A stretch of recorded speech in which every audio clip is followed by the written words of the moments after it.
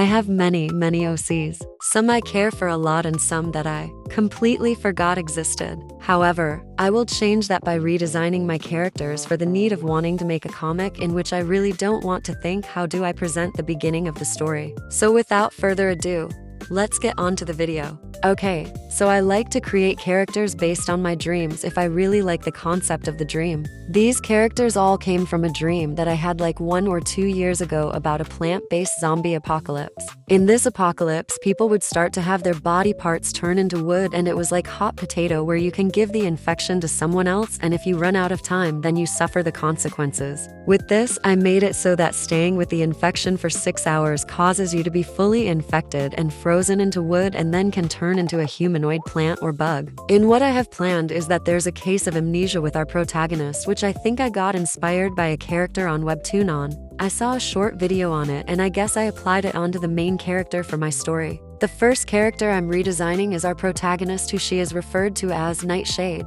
She is the character who faces amnesia within the very start of the apocalypse, which will also be when the main story takes place. I'll put up her first design on screen now.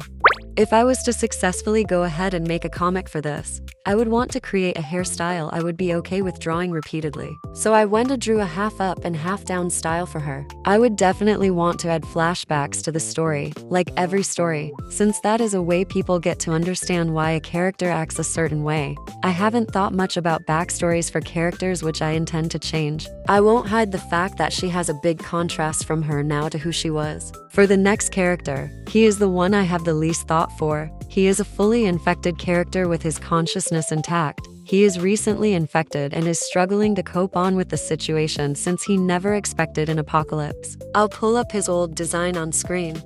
I firmly believe that the outfits I designed back then are absolutely.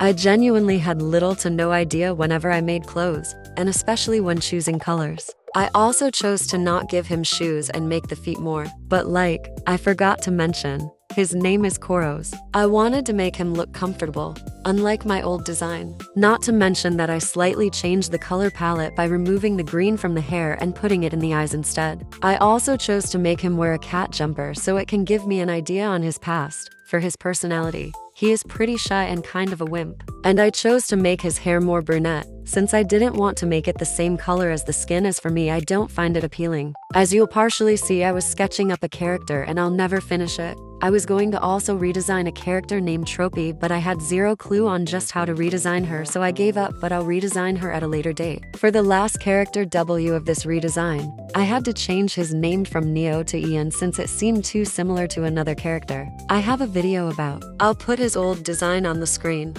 As you can see, I made him more formally and poorly dressed. Not gonna lie, I took a different route and made him more alt. I gave him black and white hair to show he probably had a phase. And also I have more of a story for him compared to the other two characters combined. I gave him some scar, which I'll just say weren't from the apocalypse. He is a typically quiet person and often seen as rude to many people. He doesn't talk much to Nightshade throughout the main story. I should probably talk about how the infected work in this apocalyptic story. I'll explain my idea better when we get to the next speed paint.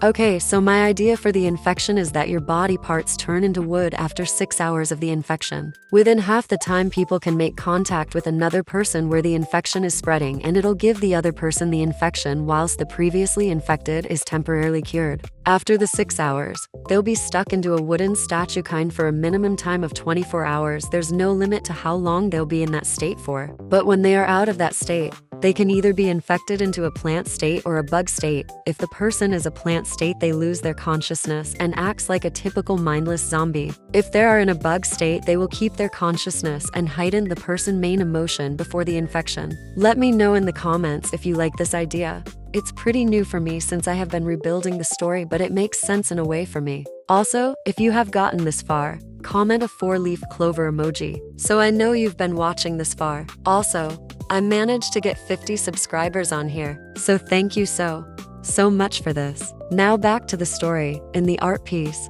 I showed this as its full piece on my post. This is mostly to practice drawing several characters on a canvas.